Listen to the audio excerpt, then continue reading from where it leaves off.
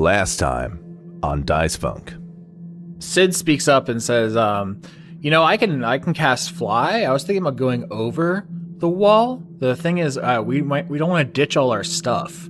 It'll make us really heavy when we're carrying all these bags and all these armor and all these weapons. And so we'd have to leave that stuff behind if we wanted to fly up over this wall. And we got into a big fight about whether to go through the tunnels. Tunnels are pretty good. Tunnels are nice. They're comfortable. Tunnels are kind of dope, honestly, if you think about it. I would be willing to loan some of the equipment we have gathered to you to get through the tunnels a bit easier. You don't know what you'll encounter. If you would cast fly on us before you leave. We have some things we need to investigate, and I think that would be a bit easier if we could avoid having to physically walk over land. Yeah, I think there's a couple cards she pulls out. I think Humpty Grumpty is one of them. Maybe these represent her friends, like you, or the gems. That's the thing. I think she assembles a whole hand of cards to represent all of the people she's thinking about. I think Throg will sort of leaf through the cards, and I think he's going to find two. And let's say one of them is called Enduring Will, and it's like a hero standing up against all odds. And another that's The Great Escape, and it's like a cartoon criminal in the ball and chain digging a hole through a wall to escape prison. And he's gonna place the two of them down and point at her. I need you. Listen, you destroy this big thing, or bring it back to me now, or we're gonna have to have a long talk about how many eyes all of you have. And I'm telling you, I think the eye market is going into a bit of a depression. I think the line's going down. I'm here now, and I can finally see that I can't do this. I don't care if we got sent here to do this. I'm not just going to get bossed around by whoever's got more power over me for the rest of my life. Why do you have to waste my time like this? It's so futile. There's going to be someone else after you. What was the point of all this? There will be someone after us, and there will always be someone who will oppose you. Now shut up and let me die. I remember Humpty Grumpty. I'm just kind of curious about what the implication of that card being shown in this moment, in this situation. Hey, before you die, I really like this art.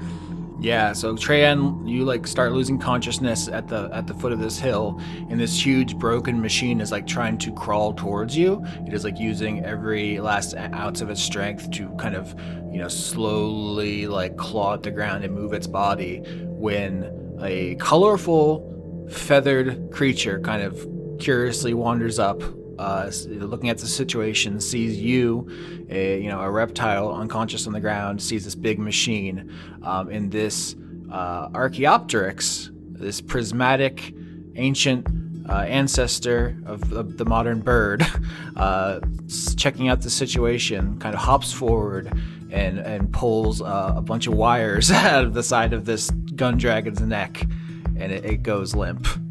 I saw a spark against the dark, and we erupt, but it's a slow burn. We take our chance and start to dance, can see enough to know to turn around. The sound of a bonfire carries over fences, titillates our senses, but we don't need the heat.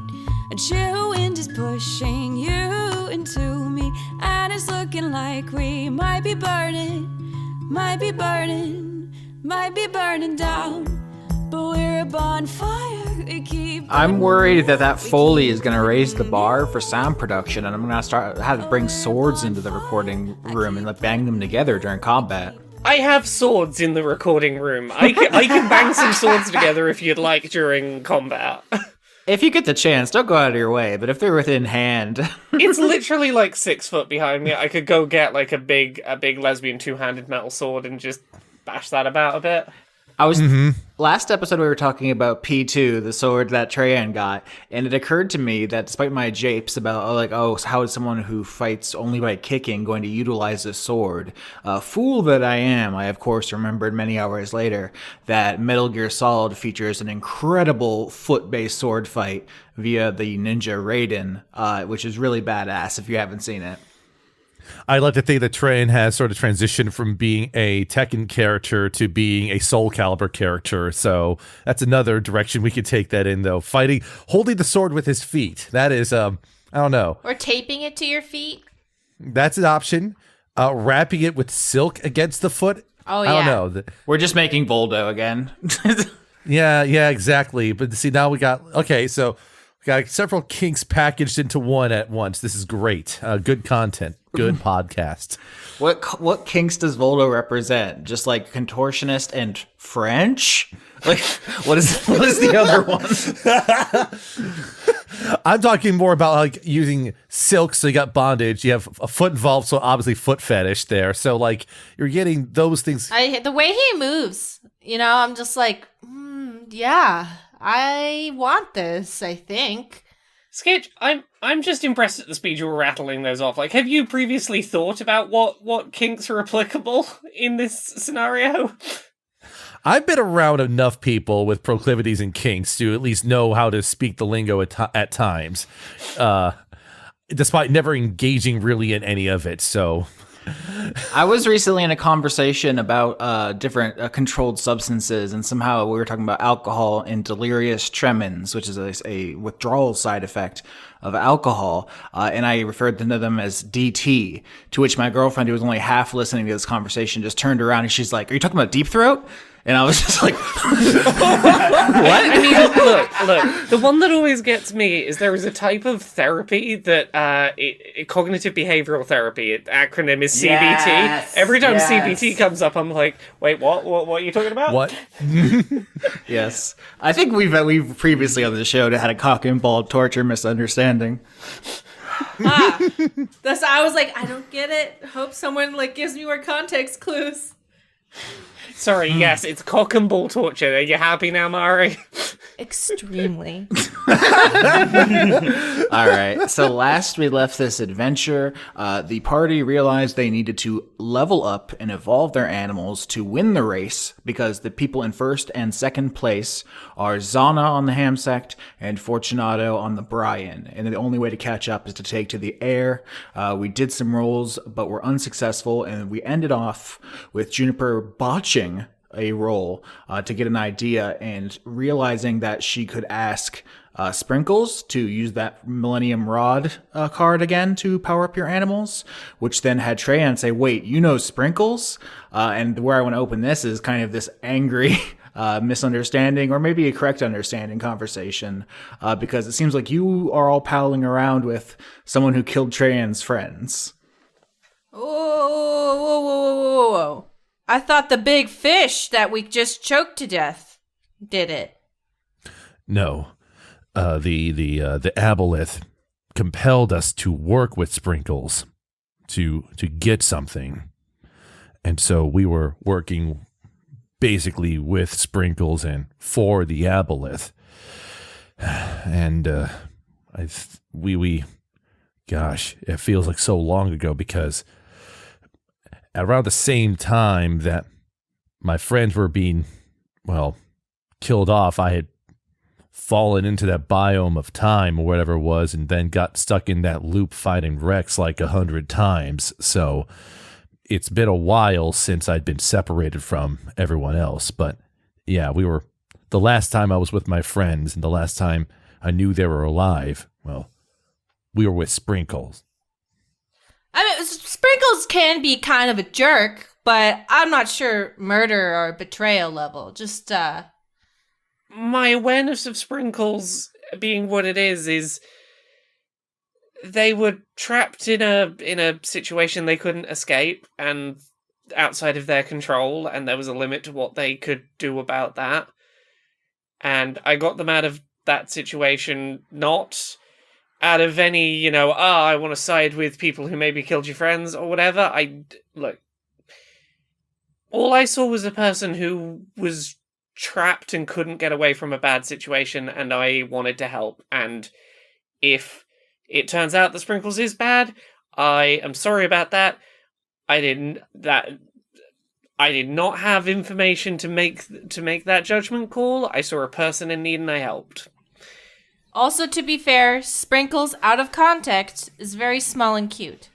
We were all just trying to help. I mean, now we know that Sprinkles is a criminal, and we will bring her to justice. But listen, I'm not gonna blame you for associating with Sprinkles. If you didn't know, I mean, like, this place is so big, but I'm just saying that it doesn't make me feel happy to know that she is still alive and my friends are probably dead. And the only person who would know anything about what happened to them is her. All right, so you're left here with a choice and I think a roll. The roll I want is perception from everyone. And then we'll talk about the choice. Wow. 24. Crit 27. Nothing can see. We see everything. Okay, so this is very funny because the choice I was about to present was about how best to evolve your animals, what you need to do to win the race. But to do that, you need to crit on activities with your animals, and you've just crit, Laura. So I think this all works together pretty well with a 27 and a 24. You see everything that is applicable to your situation. The main thing is that there is a storm front rolling in from the north. You can see like kind of dark clouds and you smell something in the air. It's an interesting chemical smell because you crit, I'm going to tell you, it feels like an oncoming rainstorm, but it is not going to be water. That's what I'll tell you right now. You've never encountered this particular scent before, so you don't have anything to compare it to. Like the, what's it called, petrichor smell, but not water. Yeah, like if it was water, you would get petrichor. This is some kind of equivalent to this ecosystem. Because you crit, I'm telling you that you can get to shelter before it gets here if you would like. You can also go forward or back in the race. Forward to the Duma cult, who is ahead of you, or back to Sprinkles. Either of those are valid choices, but because you crit, wherever you go, you're going to do so in a way that is not only successful, but is going to bond your Sproud to the next level into the pig dragon we've discussed, and which I believe will have been episode art previously because we really knocked it out of the park with the AI stuff. Okay, so going back to Sprinkles would mean going back to last place in the race. You don't know how close she is. You do know that she is with Ray, the Trivier, and Mulchface, and they are trying to win the race as well. So it's not, I'm not saying yes or no. I'm just saying that there are, other factors at play. I'm personally more interested in the Doom occult, but homunculus drama is cool too. I mean, look, Juniper's perspective is very much, if she's got any say on this, she trusts Sprinkles. Maybe that's a foolish thing to do, considering that, Sprinkles did not give a huge amount of context if you're going to have a person living in your brain, and that's going to be a whole thing. But, I think that while at some point we need to go talk to Sprinkles, right now preventing hell becoming reality is probably the bigger priority. So I think, when you said that we could hide from whatever this weather is, and we could go forward or back. Is that go forward and hide, go back and hide, or is it hide separate from going forward or back?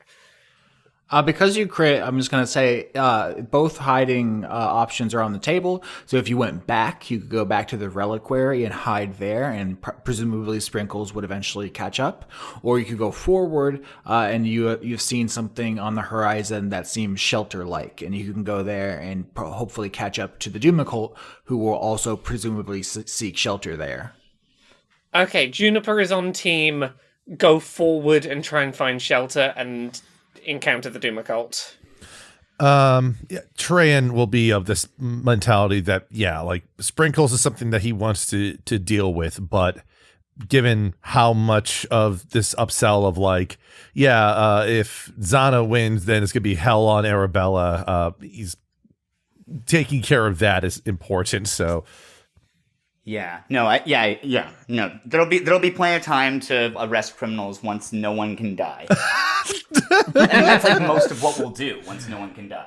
There are things worse than death. Let's not have it. The more this conversation is going on, the more Juniper's like, do I just turn around and not let this group win? Like, Why don't we just make heaven instead of hell? No, I don't want some people to go to heaven. Never mind. No, exactly. That's the thing, right?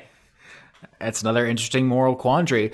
So the party continues on east as the storm front closes in. The chemical smell gets stronger, and you can hear the drops, essentially raindrops, on the cement. It sounds very much like a rainstorm in a modern city to the players' ears, at least. But whatever that smell is, it's getting closer, and you can see ahead of is you. this smog and acid rain? You see ahead of you this concrete shelter building. It is not made for shelter. It is going to function that way. The writing on it, I believe, is in gnome, so I don't think any of you can read that. We've talked about it before, but you see some other people shuffling inside as well. And you assume it's the halflings of the Doomicult, and they're all running in. But I want two things. One, describe to me your general tenor and your travel and so forth, and I need to know about the pig dragon. How does this all look? I think what's happening is that we're all trying to run to get to shelter before whatever this not water rain is going to be, and we're all a little bit frantically panicked that it's gonna start coming down before we get into shelter. And I think this is when the Sprout, the pig dragon, digivolves back up into its big form in order to fly above us and create some shelter just in case whatever this rain is comes in. Is the pig dragon long and swoopy? Or is it big chungus?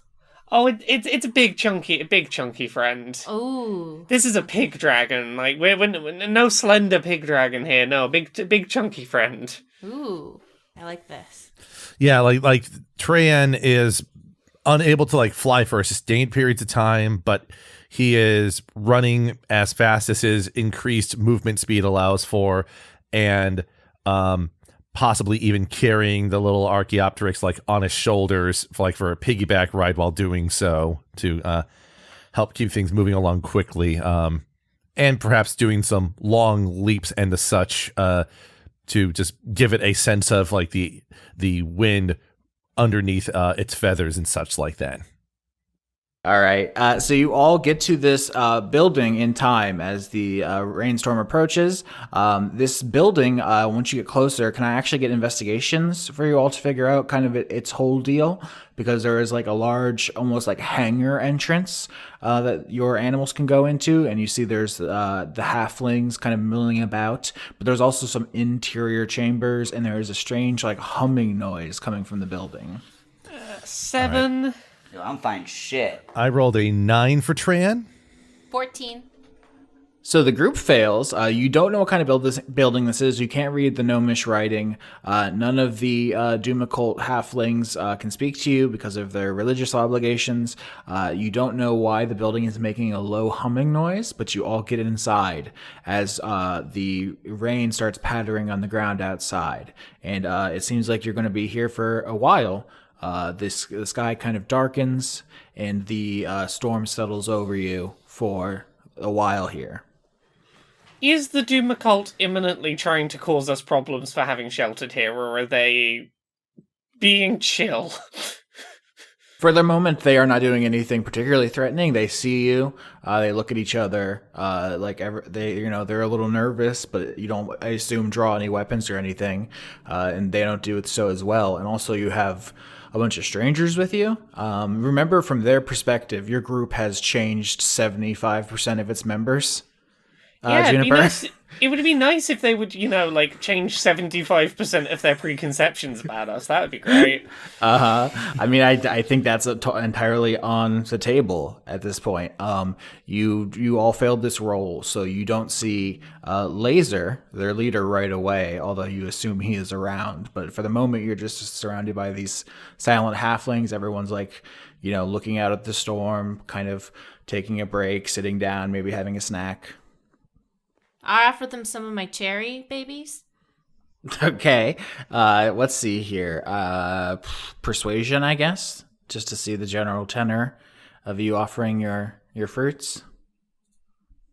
Hey, just I self-inseminated, made these. If anyone wants to eat them, if you eat them wherever you poop, that will be where my self-insemination children will be. So then you know. 12. 12 is above average, so I think you hand out cherries to a number of people here, and they seem, relatively grateful. They don't have any particular reason to worry about you, except for the fact that you're very big and have a scary axe, but you seem nice enough. So I think, gratitude ripples through the group silently. I'm like Johnny Appleseeding a bunch of cherry trees through this world. Like cherry poop seeding. I don't know. I wonder where Laser is. Last time I saw him, my friends and I promised to check in on something, and we kind of didn't report back afterwards. Oh, is that how it went? This is what happened last time I met Laser, and I pull out the severed foot. I think at this, you hear a voice that is clearly someone entering the room, and the voice says, "A lot has changed, Juniper!" And you see Laser coming up some stairs at the back of the room you're in, and he has changed up his look significantly.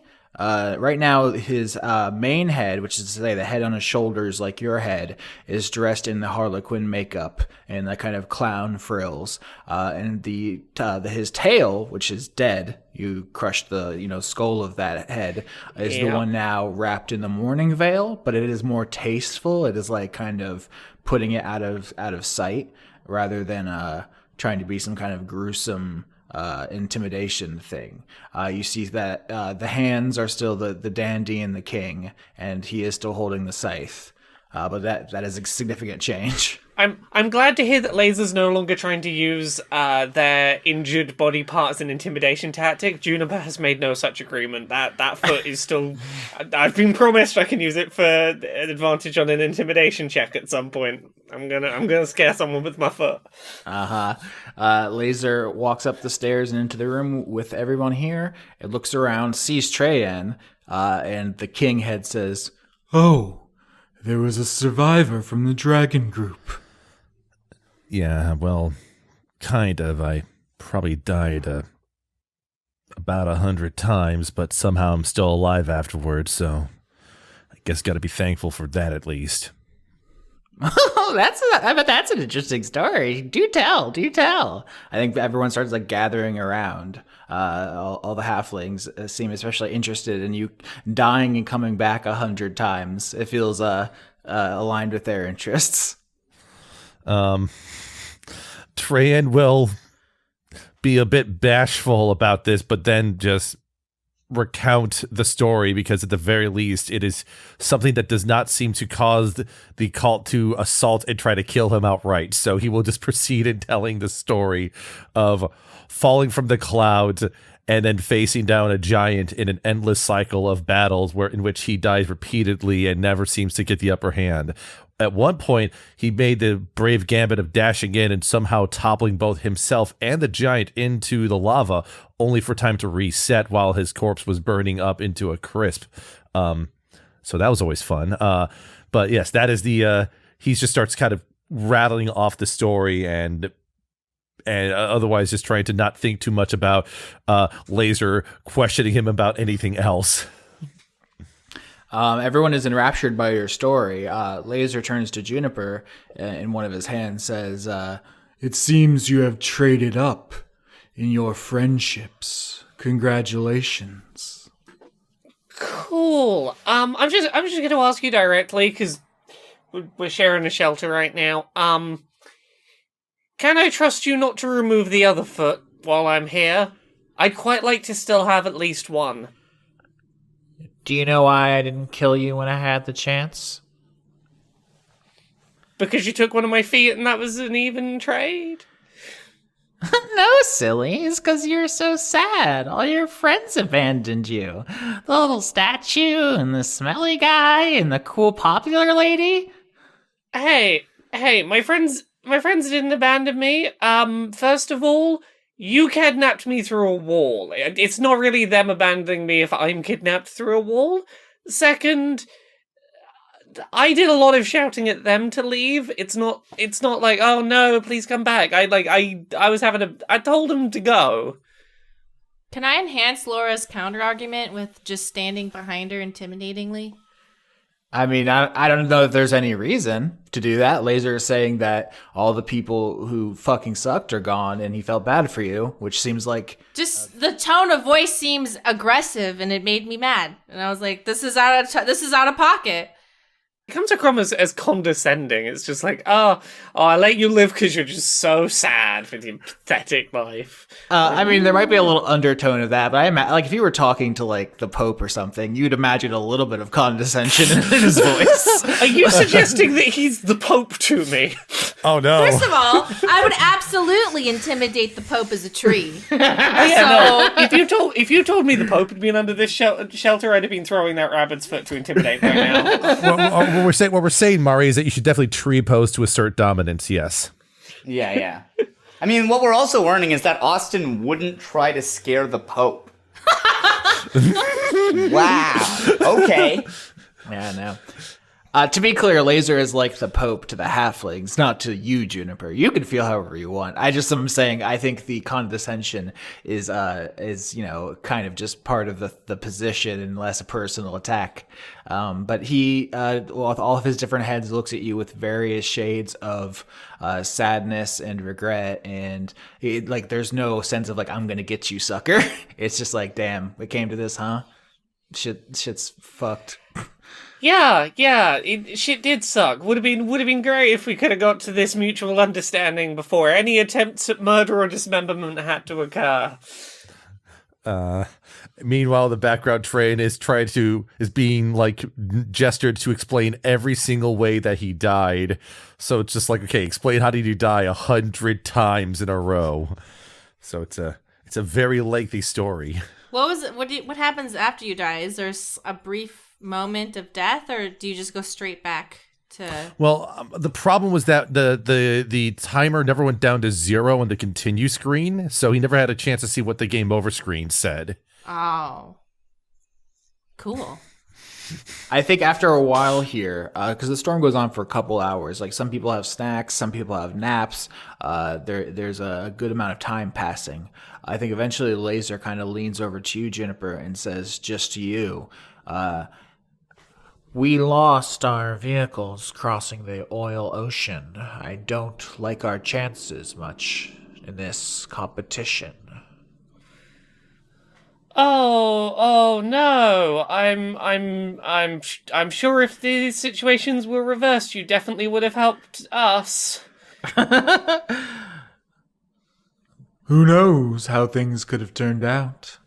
We'll never know now. But I made them a promise, and I'm still going to try to win. Is there any hope of you fulfilling what you said before at our last meeting? You know, you would like to have a cool farm at your place too? I mean, I'm gonna do my best to make that happen, and not hell on earth. I'd like not hell on earth. That'd be great. I got this cool pig dragon friend now, so like, I'm not gonna have any trouble getting to the finish line and winning, because I'm so cool. Yeah, you gesture to the Sprout, who I think is in the background having an interaction with the extremely long Tonberry that we've talked about, the Sleagle, that they are kind of like oil and water or something, like they have this antagonistic relationship. But now the Sprout is just ginormous. How is that going in the background?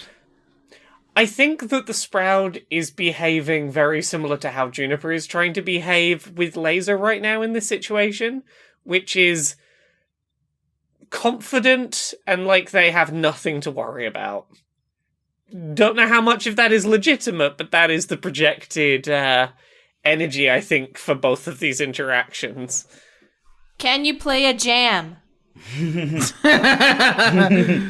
As a matter of fact, I've been known to play a little jam in my time. He kind of gestures to the scythe as if it's like a guitar he's playing. He says, Our prophet was a famous musician. She wielded a guitar as her holy symbol. All right. I have an idea. Feel free to throw it down if you want, Laura, because I know you have feelings. What if we had to have a battle of the bands, and if they beat us, they can join our band? Look, I'm just gonna say it. It feels like you're being nice to me now because you need me to help you. And that if you didn't need anything from me, there is no way that you would be being nice right now. Our sect believes in this one simple tenet. Get good. I'm gonna need more specifics than that. We just need to make a farm and work real hard, and we'll be the best at it. A farm that people can opt to interact with, or like the second they step in that area, they gotta go work on your farm and have no choice about it. Like I gotta work out what we're adding in here. Yeah, why can't anyone talk if it's just get good? It seems. I was what is called in our sect the streamer, and these are my subscribers. Oh fuck! Oh fuck! This character I hate I'm responsible for their existence. Oh no! I've created my own enemy. Fuck.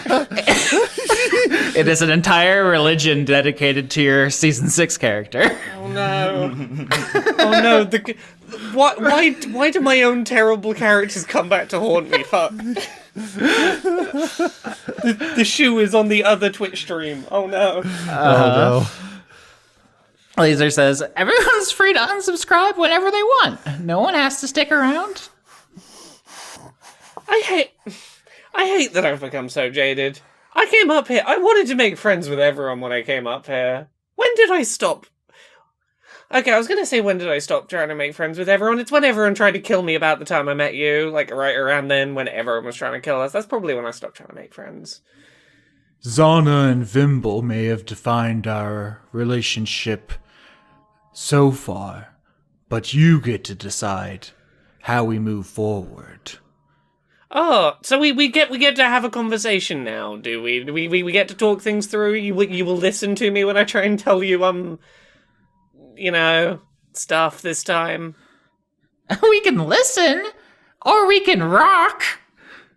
And a halfling throws Laser a guitar, which is clearly made out of some kind of paddle, like a oar for a boat, but it has been carved, almost like a Guitar Hero controller.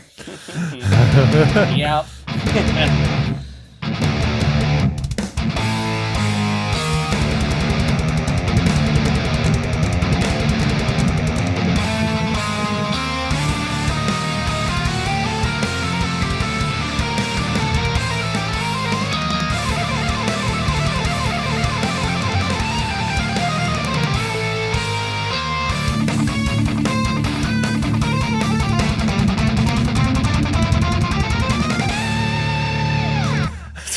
I was saying, like, Treyan's performance role is going to be more about lavishing up his story, which is now going to be done with an underscore, which is kind of fun, I guess. Wait, just sing it. Yeah, just sing the story of 1,000 deaths. That's fucking awesome, dude.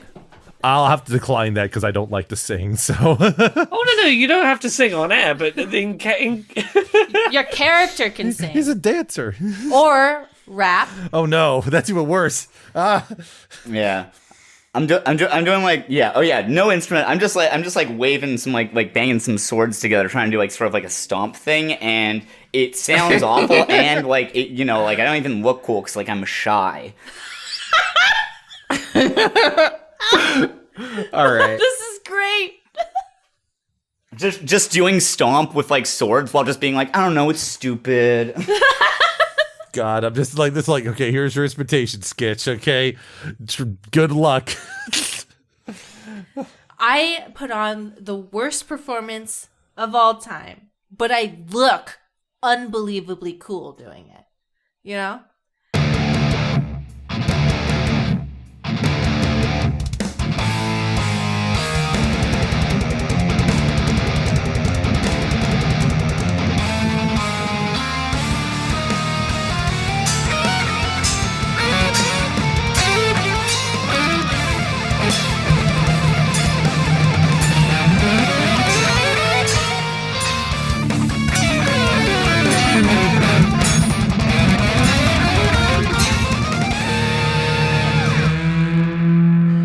This is Pants for Pets LLC, the band's first gig, and it doesn't go great. But luckily, your audience can't jeer you because they have taken a vow of silence, so they're keeping their opinions to themselves.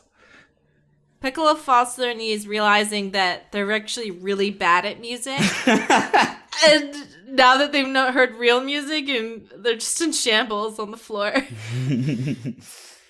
I was going to say, after failing to contribute to the band particularly well, Treyan does finish off his story, and at least from that perspective, has gotten more into the thing, including the last death where he mimes getting punched off the into the volcano and like doing like the landing flat on his back on the ground as he sort of falls, kind of energy there to finish off that bit of theater for the Doom cultists.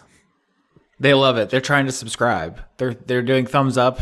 They're trying to give you, what are they called, bits on Twitch? Yes. They're trying to give you. They have IRL bits and they're handing them to you.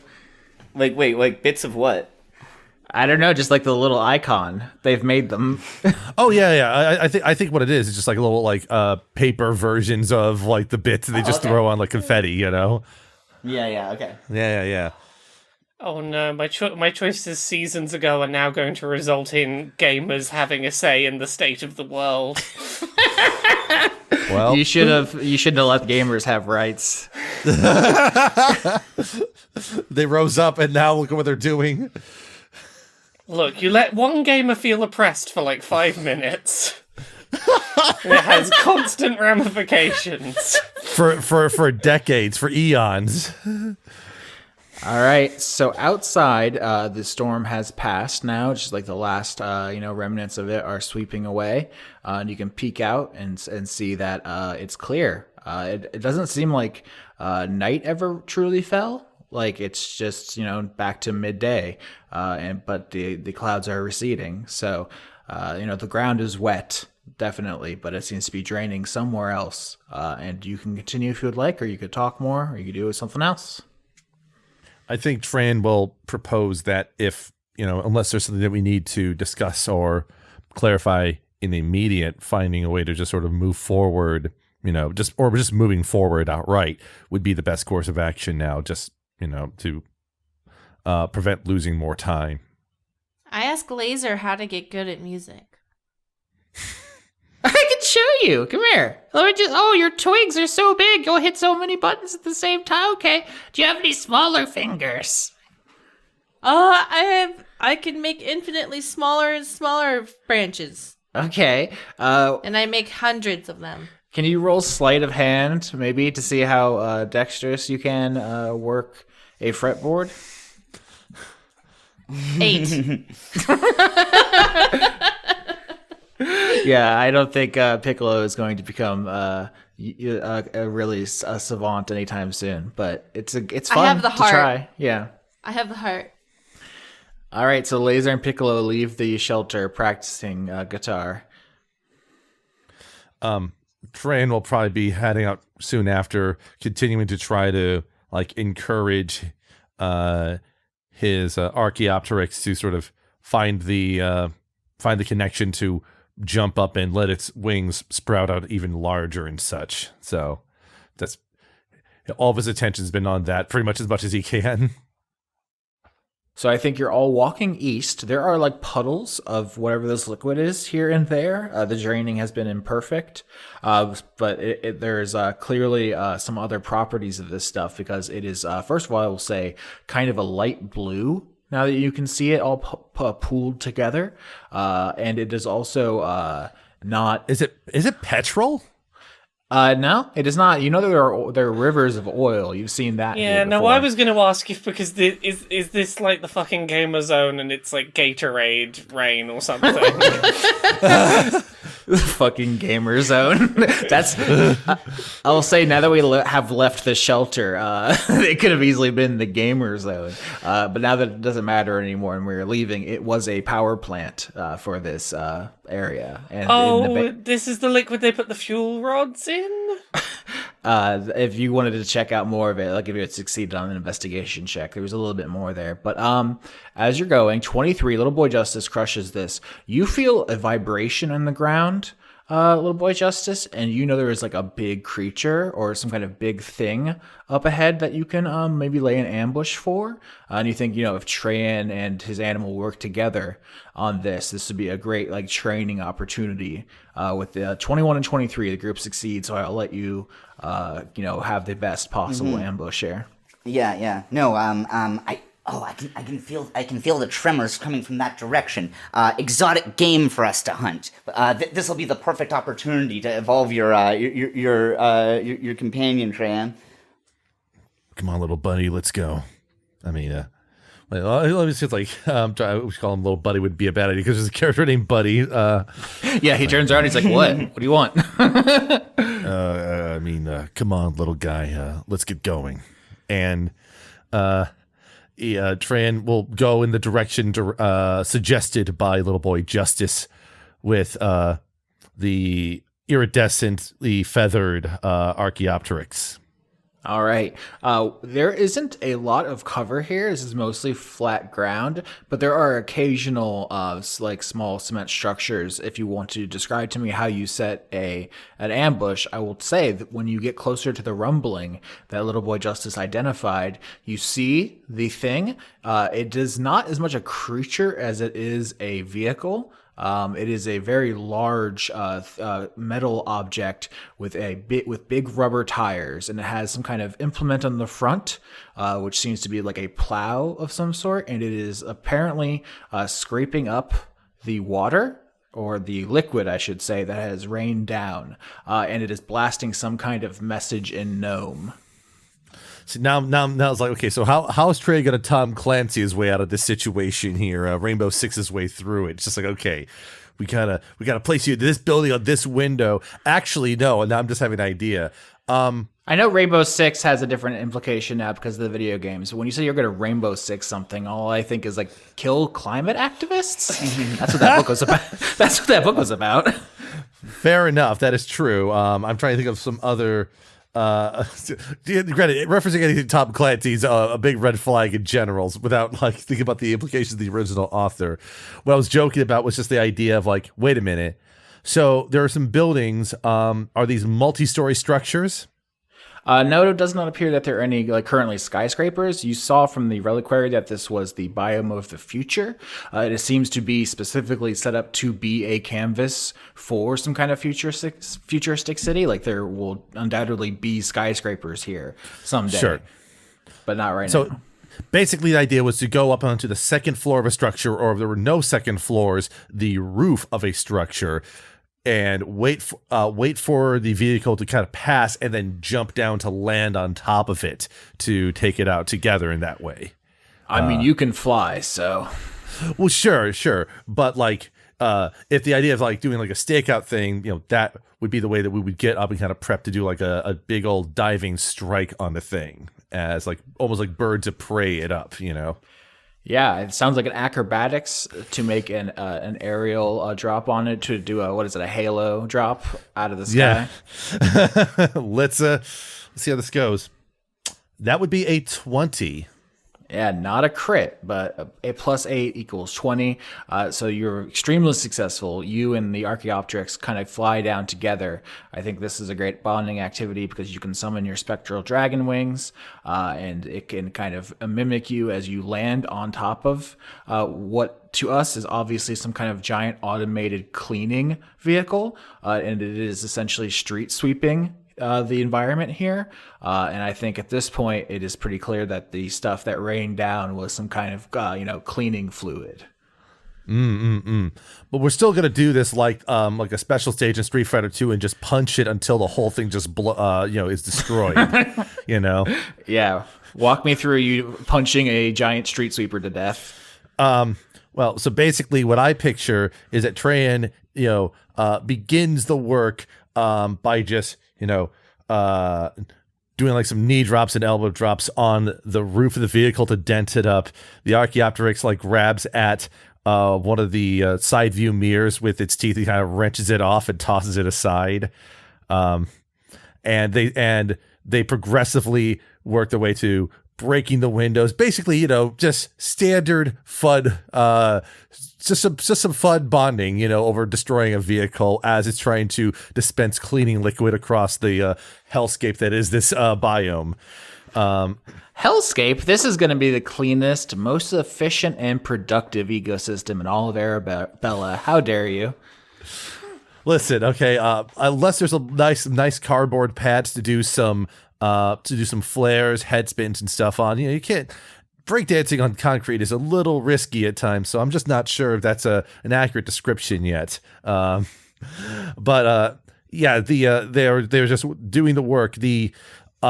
Effectively a couple of blows with Treyan even shows off each of the attack types that he can do to the Archaeopteryx, so all the different elements are at play here.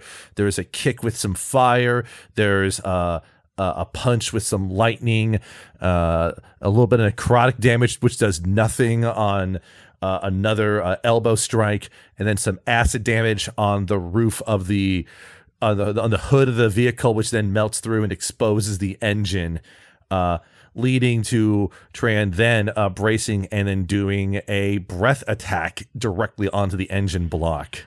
All right, that sounds pretty brutal. Let's get some rolls in there. So that is a total of 12, 23, 25 damage total on the vehicle in one round. All right, so you and the Archaeopteryx work together, kind of tear it apart, melt through the hood, start damaging the engine, and the giant street sweeper sputters out and dies. But you have not reached a level of synchronicity with your partner to allow it to fly yet. And I think as you climb off, Walter turns to the group and says, "If it is not possible for Treyan to take to the air, are we going to discuss leaving us?" Gesturing to Walter and you, because you are together as one unit here. "I am going to win no matter what, but I do feel it would be easier if I could fly." I mean, you're doing a lot of criticizing Treyan's inability to fly for someone who also can't fly.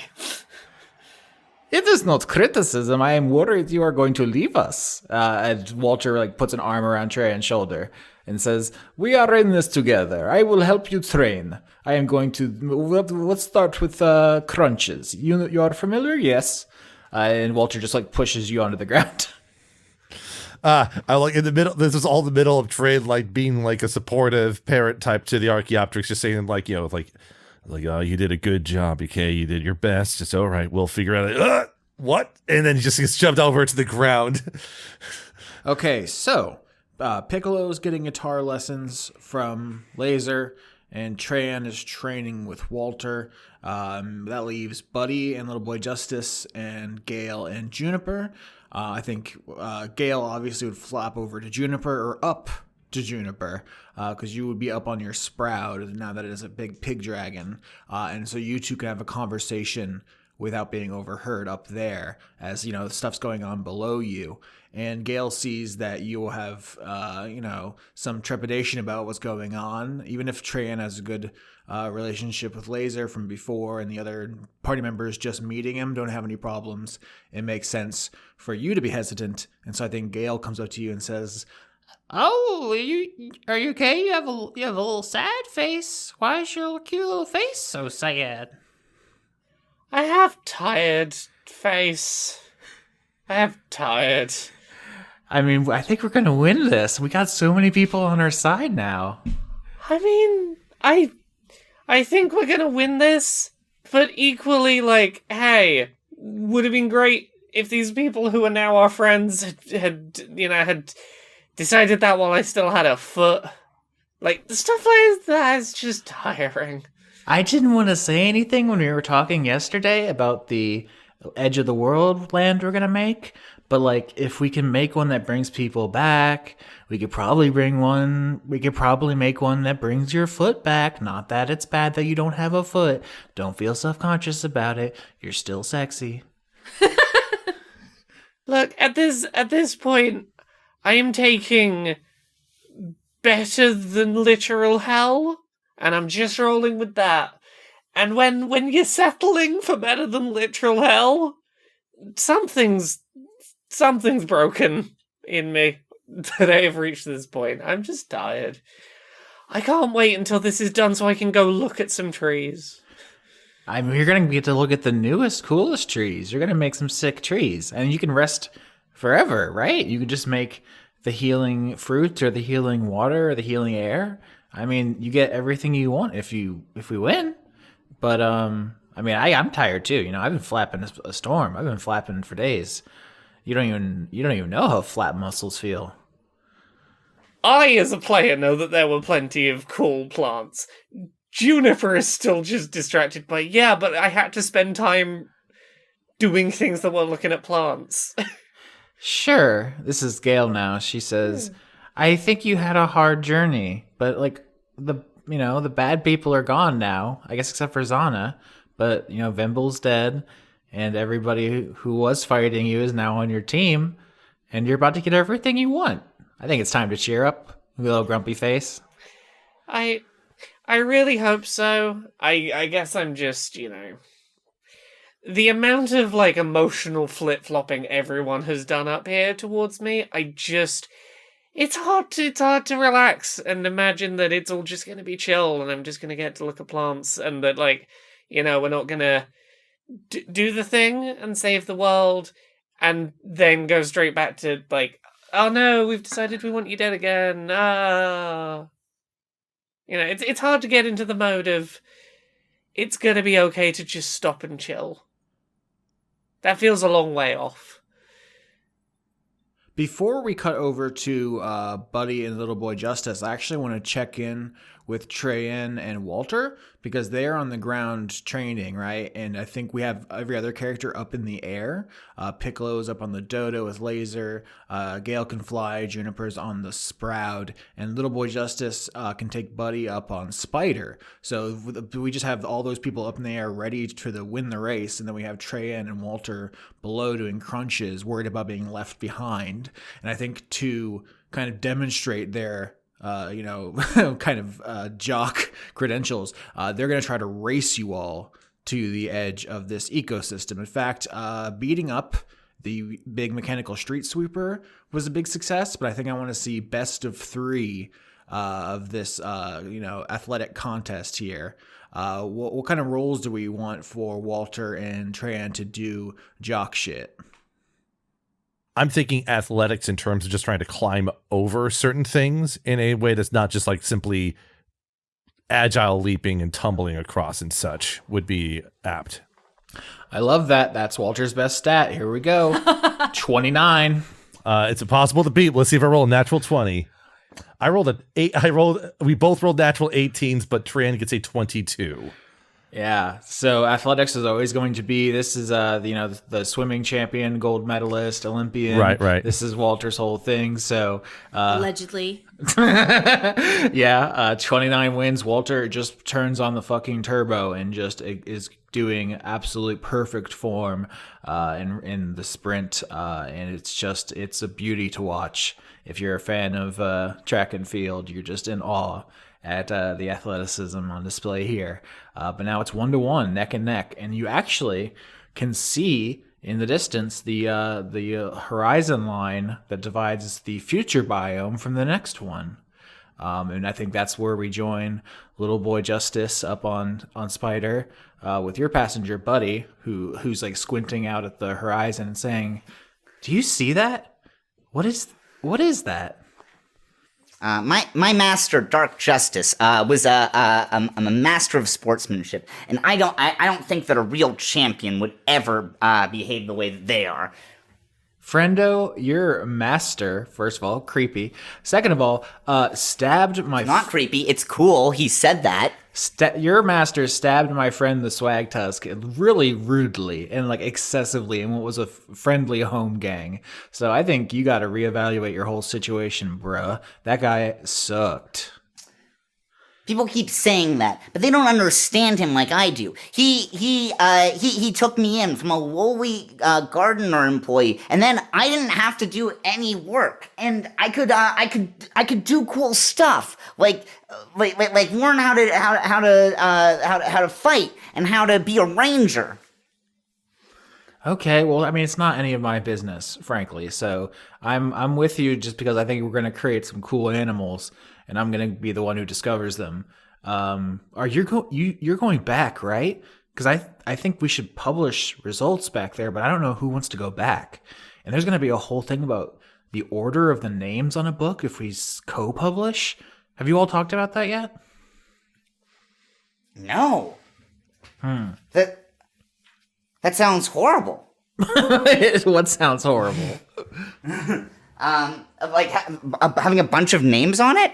Imagine being if you did that, you draw the short straw for the rest of your life. Everyone's just gonna call you et al. Oh, that's a great name. Shit, I gotta write that down. Fuck. Next season character et al. Johnson. Buddy says, I mean, I guess I could solo publish and I could just be my book. I just don't know if I have a full, tome on the animals of Arabella yet. But if we co-publish, like, the plants and animals of Arabella, is it by Buddy and Juniper? Is it Juniper and Buddy? Is it, Pants for Pets LLC? I guess that's unprofessional. That could be perfect. Maybe this would work out well for everyone. I could go back. I could, maybe get some royalty deal or something, so I don't have to do a hypothetically gardener or some other job, whatever. It doesn't matter. You've never met me, but it could just be like the plants, animals, and tactical military maps of Arabella. Mm-hmm. I think that's an interesting thing to put out there because right now I don't know that you have any allies as far as going back to the old world. I think most people would be like, no, don't do that. We're going to stop you. But I think it's interesting if at least one NPC like Buddy is like, I'm actually down for that because it could help me become, academically published or something like that. But even though that is short-sighted, but I think it's interesting that at least one person agrees with you. Hell yeah. No, I've got a lot of great ideas. I was gonna say that this is the I think the last stretch of this is sort of like where all the garbage and other stuff gets pushed out towards the perimeter of the biome, and this is where the low to the floor vaulting occurs. So this shifts from athletics for climbing over things and acrobatics for just like jumping over hurdles effectively kind of energy and vaulting over them and that way. Walter's pretty good at acrobatics, but not as good as they are at athletics. So right. It's time to roll. 26. 27. 27. Oh my god. We both rolled a natural 19. Wow. That's so close. Let's go. That's incredible. So the dice tell us this very interesting story, which is you are neck and neck. What it is, it's the hubris that Walter was carrying their anchor this whole time, and it's just too much. They can't. It just catches on something, and it just swings him down into just some, into some concrete cleaner with a very ungraceful thump as Treyan just sort of keeps going. Though I would say that if Walter does trip and fall over, Treyan unfortunately cannot help but just sort of slow up and then go back to help Walter up on their feet if they're seeming a bit roughed up from the fall. Okay, the ultimate goody two shoes move. Yes, well, it's Treyan is a goody two shoes. Okay, that's just all right. So I think it's pretty clear to everyone that you won, but you go back and help Walter up, and together you kind of climb through the detritus that the street sweeper vehicles have pushed here. But you are at the end of the biome. This is at the edge, and you can see the next one as you help them up, and you both walk together towards the end. Everyone else sees Treyan win, but maybe your attention is taken by the landscape, which has a number of very vivid colors. You see pink, pinks and reds, and you see blues and greens of some kind of strange material. The overriding thing I would say, besides the color, is that everything looks soft. Like the ground looks soft. There are hills that look soft. Everything just has a very strange look to it. You've never seen anything quite like it. There aren't identifiable trees or plants or animals. There's just different shapes of strange colors that seem soft. You'll need to roll to know more about them. Treyan, you're on the ground. You and Walter walk over the line from the concrete future biome into the next one. I think that they both walk over as, Treyan, Walter, and the Archaeopteryx are sort of like grouped up and moving on into the new biome cautiously. Walter seems pretty bummed, like not meeting your gaze, just like, I should have left Anchor behind. That was foolish. I am not academic scholarship, you understand. Listen, I wouldn't have got an academic scholarship either. It's all right. Hey, listen, you're pretty good back there. That was a good race, It was pretty good. I did not think to jump through windows. I did not know what was inside the buildings. Big gamble. Sometimes you got to take a gamble and see what works, even if it might leave you a bit exposed to a hit. Sometimes you just got to, see if you can get an advantage, get a little bit of an edge here and there, right? Perhaps. I prefer to trust in training over improvisation, but I've seen both work. They could hug it out now. They could compare crunch techniques and stuff like that. How many abs do you have? I feel like I have more than you. Is it species or torso length? What is happening here? I was told it doesn't matter how many abs you had, just how well you used them, right? I think that's how that saying goes. Absolutely not. You must have maximum number of abs. Well, to be fair, most of my core focus was on, jumping effectively. That's what you end up having to do when you're dealing with a bunch of Bozoks kicking you in the face way too easily and you're trying to evade it. So that's where most of my work kind of came from. I Googled how many abs does a fish have, and I got an article that says prehistoric armored fish had the world's first abs. So fish got there first. It's theirs. We are kind of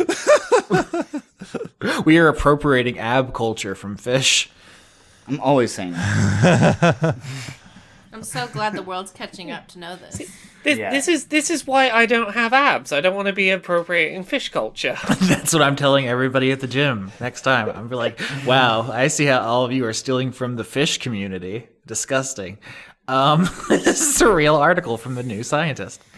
Does anyone want to roll nature on this ecosystem? Treyan will. I will nature. Yeah, boy. I got a -1. 13. Nat 20. What do I get? I rolled a 6, so I didn't get anything. Oh, fuck. 15. Okay, 15 and 20, the crit. The party succeeds. I guess Piccolo is going to get another feat. I know last time we had a bit of a snafu with this for Veblen feat, but Mara and I will talk. But do you want any improvements? Just tell me what you want me to do, because when you say do whatever you want, I really just do it. I'm so sorry. No, you're fine. We'll talk about it. Okay, where was I? Do you want any physical changes to your dodo? Do they just get bigger, rounder, stronger, faster? Dumber. But, like, it's somehow a power. Like, I don't know. They can make other people more dumb. I don't know. Just more dumb. More empty. Okay, I like that. So basically the flavor of this is you are looking around at this new biome. Everything's very soft and spongy. Like when you push down on the ground, it kind of pushes down with you, and then you step off and it springs back up.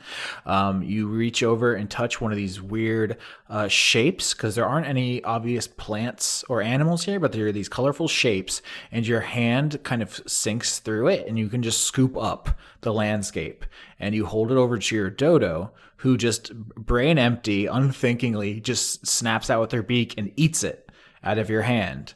And this is what, triggers the transformation. Their eyes get bigger and emptier. They get some cool, colorful spikes. And then you try some, Piccolo, with your feet. You taste the environment, and it is pure sugar.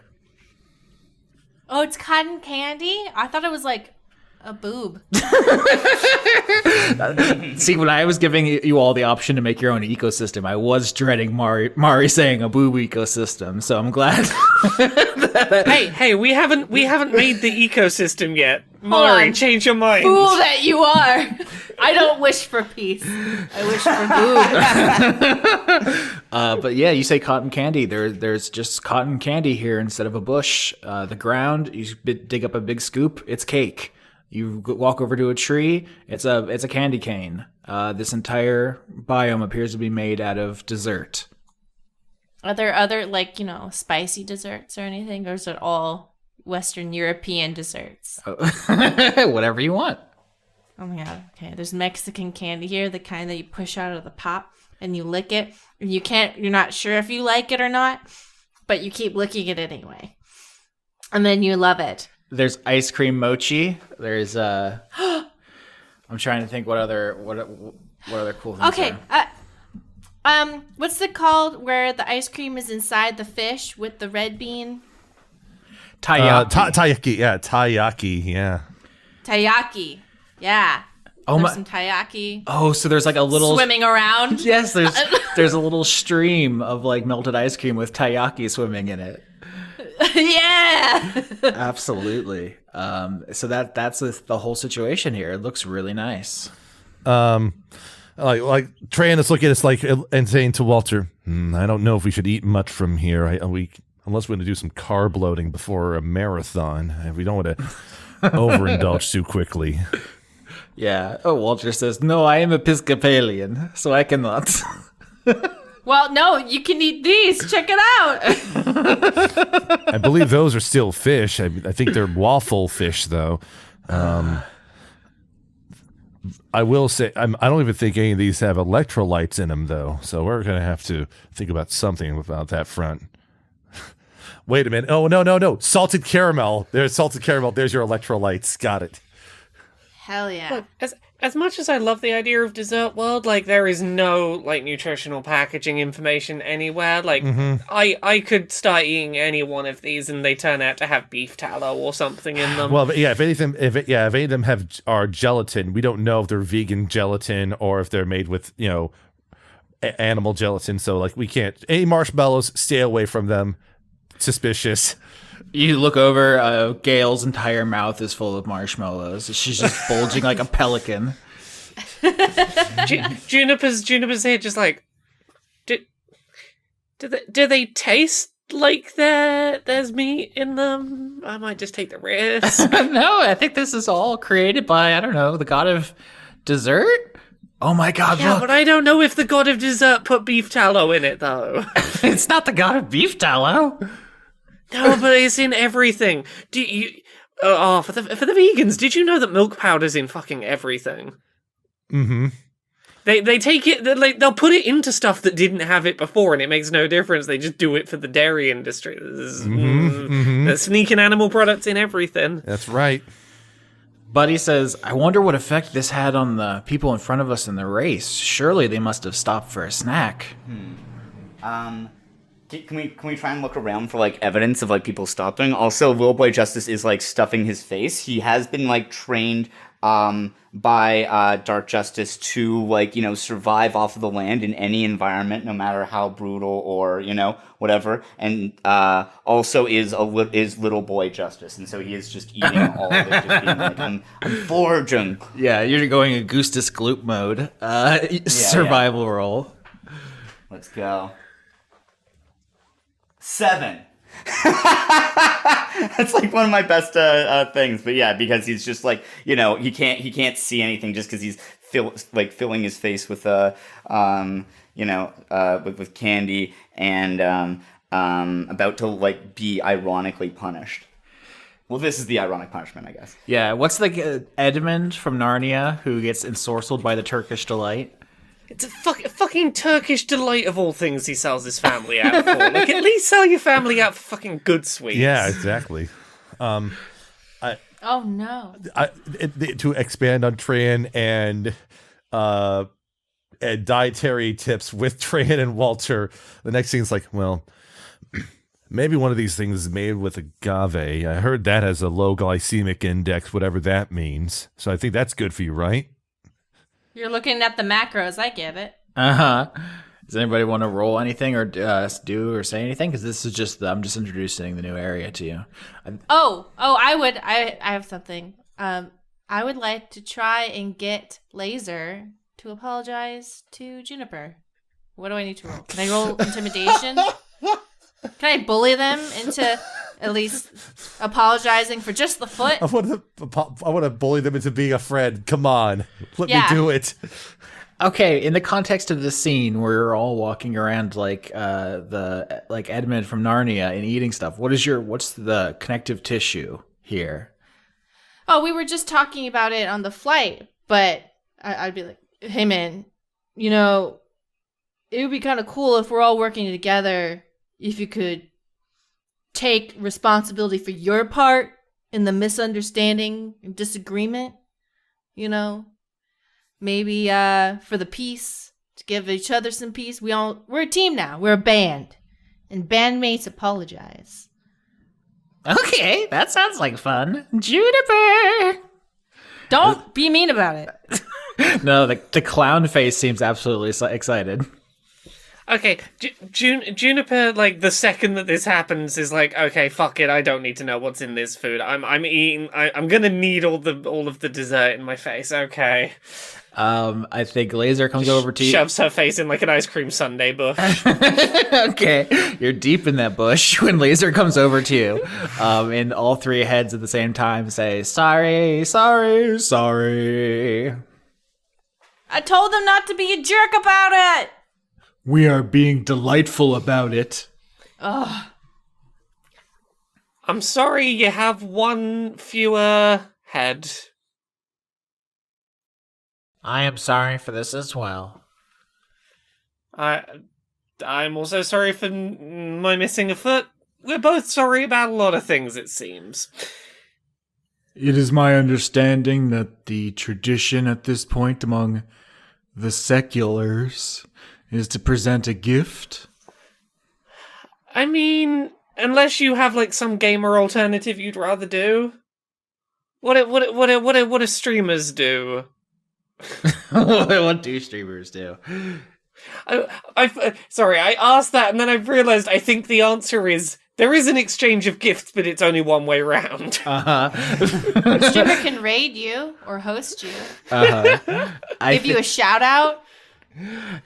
Yeah, that could be huge. That could like really like boost Juniper's channel. Yeah. I think Laser hands you his scythe. You lost your weapon, your rake, in the ball pit. Oh shit! This is a really cool weapon. Oh, fuck the rake. Yeah. Fuck the rake. It's a +2 weapon, and you can use a dimension door essentially at will, which is a teleport, by cutting a hole in the air and stepping through it. Sorry, I know I was real skeptical of you being nice. I'm gonna be honest. I think I earned being skeptical of you being nice. But thank you. It's okay. We still have weapons. And then all three heads breathe fire into the air at the same time, like an extremely metal album cover. I mean, fire breathing's not as cool as this cool so I'm gonna stay quiet about that as my scythe now. Yeah, it's even a farming tool, and you're a little plant lady. Oh, Oh, I can get really clean cuts when harvesting the corn. Oh, it's gonna be great.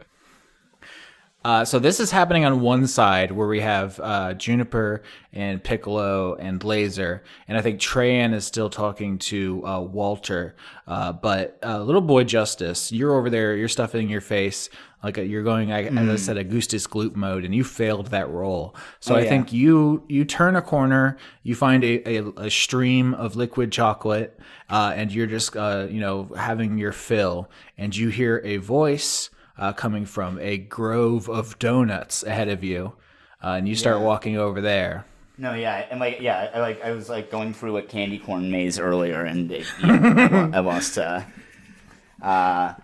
I just wanted to shout out the CC, best candy on earth. Anyway, it's not autumn without it. I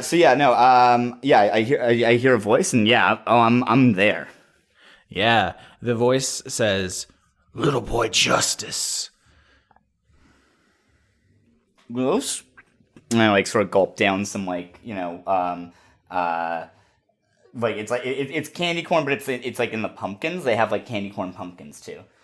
Sure. Yeah. And now that you are fully separated by the group by your failed roll, you find yourself turning a corner and seeing what appears to be Dark Justice, your mentor. Okay, so Little Boy Justice is, Little Boy Justice is very confused because, he, he's got some hope because, I guess he's probably thinking that it worked, that, putting the bones inside of, Vimble's taxidermied body, probably did succeed in bringing him back to some extent. Whether that be and he's sort of trying to discern the nature of the magic that's worked here and how maybe perhaps because the taxidermy body fell into the river of tar or whatever, that he is maybe this is some type of magic that has made Vimble to some extent part of the land, or to what extent his spirit is tied to this world, or what's going on with that. And I guess he has some concerns about if this will interfere with their plans to kill Death and bring Vimble back once they or if this will make it easier. All right, why don't you roll survival as what appears to be Vimble is leading you somewhere? I like the idea of you thinking he is now some kind of nature spirit, some kind of mischievous land sprite, which is extremely out of character for our little guy. Oh, I rolled a 20. 20 is very good. So you are able to keep a pace with what appears to be Dark Justice as he moves through the environment.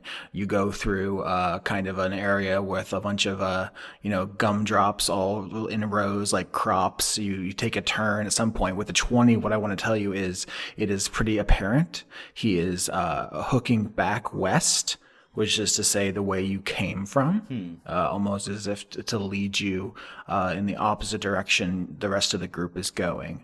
So do you want to do or say anything at that realization with a 20?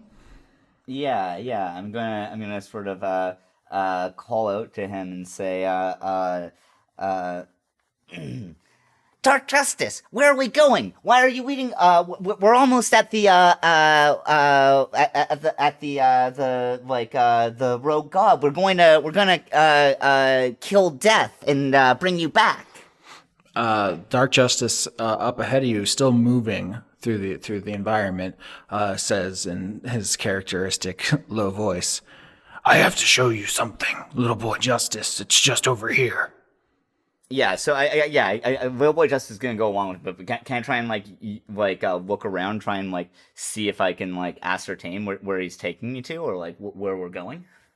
So at the 20, what I'll say is, besides taking you back in the direction you came, the thing that you may stick out to you is up ahead. There is some kind of hill, maybe like a big cake, like a multi-level cake, like a wedding cake or something. You didn't see when you came in, so you're all, you have gone probably south as well. I don't know if you're keeping like a map here, but like you didn't go exactly back the way you came. You have veered off, and you realize that you are going to lose the rest of the party at this point. Like you don't know exactly where they're going.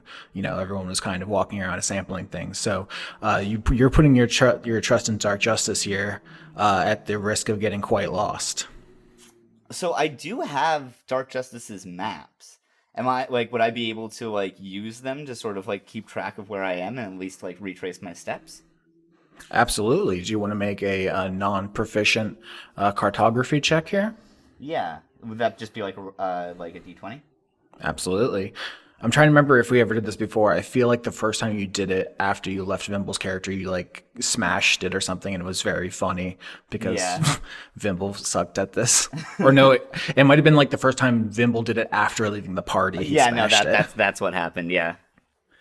Okay. So yeah, I'm gonna try and use Vimble's maps to keep a track of where we're going and yeah. I roll a 7. Yeah, not great. So what I'm going to say here is you're going to need something specific to help you get back to the party. This isn't just you saying, I go back. You are going to be pretty lost. But this is a good time as you bring up these maps to reiterate some of the stakes here as we move into the final arc, which is that if you bring these back, that is a bad ending for Arabella, and you are kind of convinced that is okay to do. You don't have to change your mind. I guess kind of table talk as we reach the end here. What are you kind of thinking, with this character as far as the arc is concerned? You did the big heroism thing, saving Treyan at the cost of your mentor.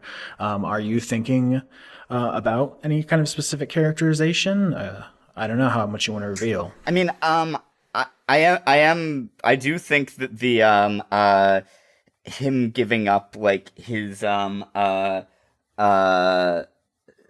his plans to create basically Arkham Asylum and essentially create Gotham City as their the new world in favor of bringing back creating some way to bring Vimble back to life is a good sort of wants versus needs type situation. The way I kind of see it playing out is that Will Boy Justice somehow winds up staying in the new world, but instead of him giving up his desire to bring the maps back, I don't see him being convinced that it's actually a bad thing to do. But I do see him being convinced not to leave, I like the psychological insight here as you're following after Vimble, because obviously we're sad when he died, but being tortured and guilty about it is because the character is very silly. It's very lol piss a lot of the time. Yeah. So I think that's an important insight as you approach this big hill that is a multi-layered cake, and you have your eyes on Vimble, and then you hear a voice kind of from the side, just taking you by surprise, and the voice says, "Halt, partner."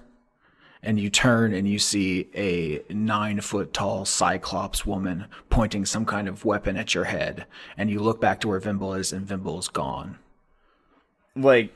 So yeah, Will Boy Justice is has been trained for this.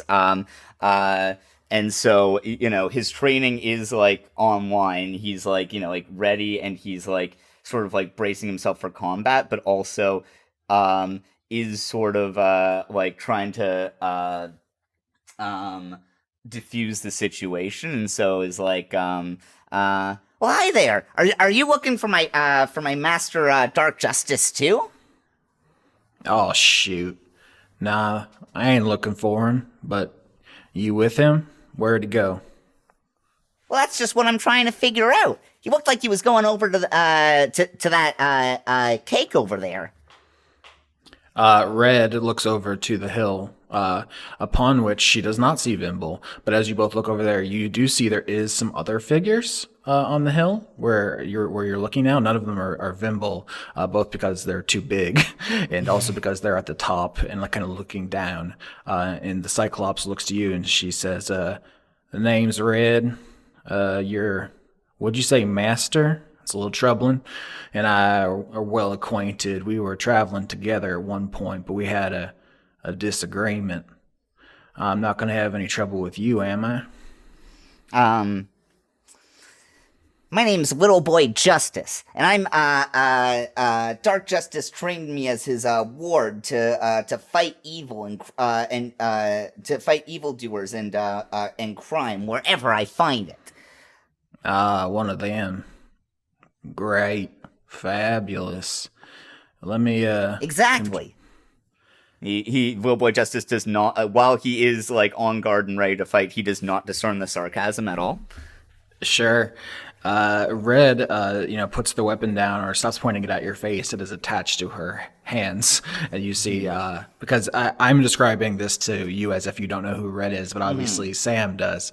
Little Boy Justice hasn't met this character, but she has both of her knuckles with these kind of guns on them, duckfoot pistols. And she is not wearing the coat she normally wears over her red dress. That's a thing I'll say here. As she kind of looks to you, looks to the figure up on the hill, and says, well, I can help you look for him, and I guess you can be on your way. Are you trying to get to the edge of the world with all of Vimble's old friends, Juniper, Dio, them lot?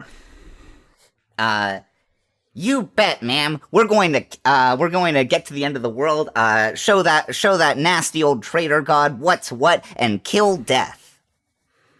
Aw, shucks. Quite a tall order there. You had an encounter with that, traitor god yet? Not yet, but through the power of friendship, anything's possible. All right. Well, you be on your guard. I heard tell that people who encounter him have their minds shook somewhat. Don't you worry about me. And he sort of like knocks on his head and goes, nothing could mess with my mind except for maybe a knock on the noggin. Yeah, I guess that's something else as part of your final level up. I guess we can say, are you interested in having any more head trauma and not having to do this voice anymore? No, in fact, his level up has made him aware of this, and he has chosen Little Boy Justice. All right. Red is willing to help you look for Vimble, who she does not know is dead. Why don't you tell me how this looks? We just rolled survival. Is there another role you're interested in doing here? I mean, maybe like perception to take a look at like the figures on the cake. All right. Yeah, sure. Let's get a perception in the chat here. All right, let's go. 22. Wow, incredible. So you look all around this area. You can actually see in the distance the dividing line to the biome of the future you left. So you've gone pretty far backwards. But I'm going to give you a pretty good description of these figures up on the hill. Some of them appear to be animals. You see some kind of outline of a big cat, one that appears to be some kind of metal creature like you saw at the future biome, almost like a mechanical dog, and one which appears to be a deer from this biome, like with big candy cane antlers and like a kind of chocolate bark skin and a twisty little cinnamon roll for a tail. So most of them are animals, but one of them is an elf woman. She is wearing Red's big coat, the big black coat, which is way too big for her, and it completely swallows most of her body, making her pretty hard to see. But you do see she has like a downcast expression, like she is like doesn't want you to approach. She has long blonde hair. You can see that about her, but most of her other physical features are hidden in the coat. But Red seems to be trying to keep you away from her. Yeah, I mean, I think, Little Boy Justice is gonna be like, I mean, this is obviously where Vimble went, and so yeah, Little Boy Justice is gonna be like, Well, let's go find him. He was heading to, up to the that cake mountain over there. Maybe those figures looking down on us menacingly have some clues. I'll say with the 22, there is no physical evidence of Vimble anymore. Like, you can look where you followed him, and there are tracks. So it's not like he was a ghost or an illusion or something. Something came this way, and you followed it, but it is gone somehow, which is unusual. I mean, I feel like that's our best clue, though, is the people atop the hill who at least would have, like, seen him disappear. Sure. I'm telling you with a 22, Vimble's not in this current area anymore, but these people, when you draw attention to them, Red says, "Allow me to confer with my confederates, and I will report back shortly." And she kind of trudges up the hill and speaks to the elven woman in the coat, and then comes back down. And she says, "My friend here would like to know where you got your helmet." I think that he, like, you know, like, he is, like, very trusting, but also she did open by pointing a gun at his head, and so is fairly on guard around Red and not particularly trusting of her. So I think that he's going to see this as, like, his opportunity to be like, well, sure, I'll go tell her, and, like, start, like, walking up the hill to be like, hi there, I'm Little Boy Justice, and, like, try and, like, go, like, meet with the people at the top. Yeah, I think there's a moment where Red thinks about standing in front of you and stopping you, but doesn't, as you kind of march past her. But then the animals do. The metal dog, the large cat, which I think as you get closer you can see is actually a saber-toothed tiger from the history biome you were in.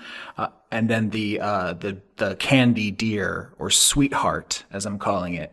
All three of these large animals kind of crowd around you, forming like a phalanx, and stopping your progress. And the elven woman behind them says, "That helm belonged to my friend." I saw a spark against the dark, and we erupt, but it's a slow burn. I take a chance, we start to dance, can't see enough to know to turn around. Sound of a bonfire carries over fences, titillates the senses. We